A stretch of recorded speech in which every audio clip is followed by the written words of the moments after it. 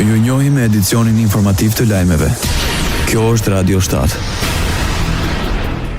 Është jashtë rrezikut për jetën. Kandidati i Bashkimit Demokratik për Integrimin që luar një ditë më parë marrë zjarrin në Kumanov, Zekeria Shahini, ndonse ka marrë 2 plak në krahun e majtë të djathtë, është jashtë rrezikut për jetën. Detajet për gjendjen e tij shëndetësore i ka bërë drejtori i klinikës për traumatologji, Igor Merxhanovski. Sipas burimeve në sektorin e punëve të brendshme në Kumanov, mësohet se në vendin ku është shënë me armë dhe ku mbeti plagosur mjeku Zekeria Shahini janë gjetur 8 gëzhoja plumbash të kalibrit 9 mm.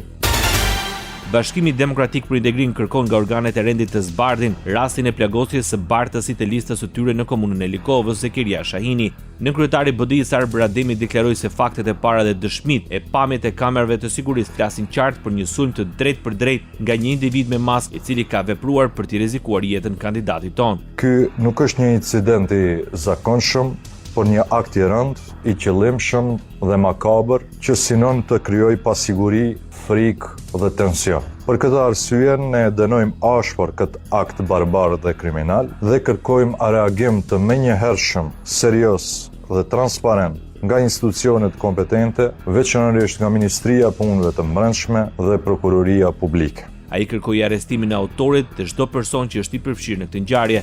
Të identifikohet dhe arrestohet autori, si dhe çdo person i përfshirë në organizimin e këtij sulmi. Të informohet publiku me transparencë dhe përgjegjësi, sepse siguria e qytetarëve është çështje shteti e jo çështje partie. Radio 7, zëri pozitiv i qytetit. Partia Socialiste në Shqipëri bëhet gati për zgjedhjet vendore. Pas mbledhjes së kryesisë shpallen kandidatët për bashkitë e Matit, Beratit, Tepelenës, Vlorës dhe Cerikut. Drejtuesja politike për Gjirokastër Mirela Kumbaro deklaroi se Gramosako do të jetë kandidati për bashkinë e Tepelenës. Drejtuesi për Dibrën Blendi Klosi tha se Altin Bojni do të jetë kandidati i Partisë Socialiste për bashkinë e Matit. Për Beratin do të jetë Ervin Ceca dhe Brunilda Mersini kandidate për kryetare e bashkie në Vlorë. Ndërsa drejtuesi politik i Qarkut Elbasanit Arbian Mazniku shpreh se kandidati për kryetar bashkie në Cirik do të jetë Florenc Doka.